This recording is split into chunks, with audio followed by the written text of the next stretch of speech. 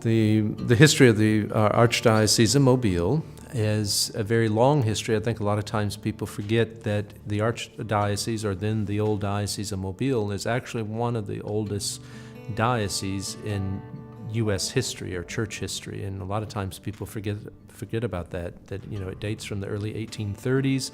Of course, a Catholic presence right here in Mobile since 1704, when it was settled by the French.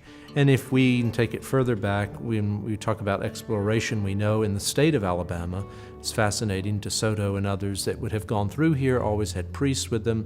So along the Tombigbee River, along the Alabama River and the Coosa River, we know probably masses were celebrated even prior to that. So the history of the church and the church's presence along the Gulf Coast and even in the state of Alabama goes way back, particularly here in Mobile, the city and the county and this area along the Gulf Coast. The Catholic presence, of course, for so many years was always here in the city of Mobile, in around the city of Mobile, particularly from here to the south, to the actual mouth of the bay. The oldest Catholic communities are here in the city of Mobile, Dauphin Island, Bayou La Batterie, far as within the state. So, and then of course, along the Gulf Coast, our history is more east-west than north-south, far as the Catholic presence. If you draw a line across from basically Texas all the way to the panhandle of Florida, and you go about 45 miles to the north of the Gulf, or 60 miles north, that's your Catholic presence, which historically, really up until World War II, throughout that Gulf Coast area, was very heavy Catholic presence. And then with the economic changes and the war effort of World War II, you would have, as a lot of people here in Mobile say, the Baptists moved in and changed the dynamics of what we would call a very Catholic culture. I'm always amazed, not being from this city of Mobile, but from the north part of the Archdiocese, here in downtown Mobile, streets that are named after saints, the cathedrals right in the heart of downtown, which would not take place in a very, quote, Protestant belt area of the Deep South, because we would have not been able to purchase property.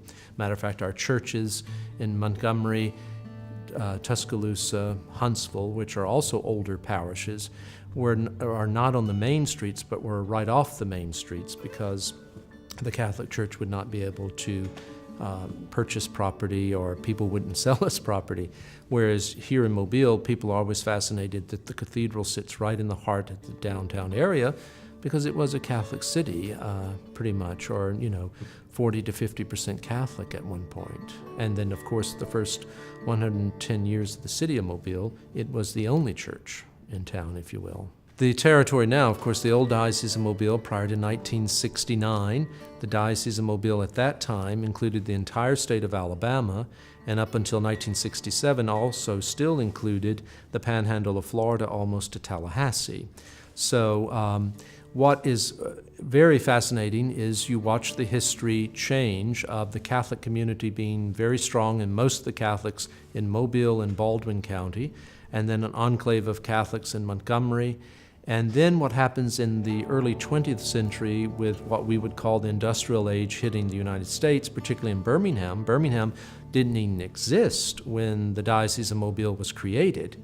And then all of a sudden in the early 20th century, this town, Birmingham, due to having all the ingredients to make steel, iron ore, coal, steel plants operate, bringing in part of our American history of the immigrant church, Italians and Greeks and further African Americans and others coming to Birmingham.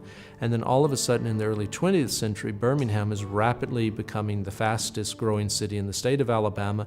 And in part, too, the Catholic population begins to massively grow in that Birmingham area. So then 1969, Birmingham and the north part of Alabama basically become a separate diocese, showing the growth of the Catholic population in Alabama. So now what exists as the Archdiocese of Mobile is basically the central and southern half of the state, 27 counties, 27 civil counties of the state of Alabama. We're in no way like the Diocese of Brooklyn or the Archdiocese of Los Angeles or the Archdiocese of New York, with all sorts of major groups being represented by major numbers, but we are seeing a shift in our demographics. Historically, one of the fascinating things about the Diocese of Mobile, it's always had a very large African American Catholic population, which you see in the predominantly African American parishes that we have here in the city of Mobile. And then also, too, we don't think about this, but a Native American population, too, that you see in the north part of Mobile County.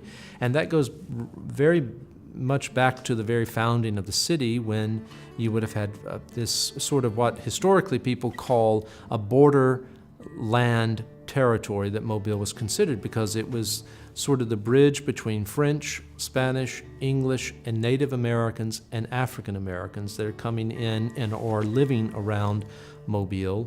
And once again, the Catholic presence in all of those groups is very evident, and it's a rich history there that a lot of times I don't think we've really covered. The state of Alabama celebrating 200 years. We haven't really touched into that history of the African American experience and the African American Catholic experience particularly. But now we're seeing, once again, another Hispanic growth in particularly the southeastern part of our archdiocese and along the Georgia-Alabama border. And we're seeing also, too, with Hyundai car plant and all, a Korean population, that one of our parishes that had been a, quote, Irish-American parish in downtown Montgomery, St. Andrews, is now this Korean Catholic population that goes there to Mass. So we're all part of the same family of faith. And in the Archdiocese, there's a great sense of our history and a great sense of our place, the land into which we live on, the culture to which we have participated in and contribute to.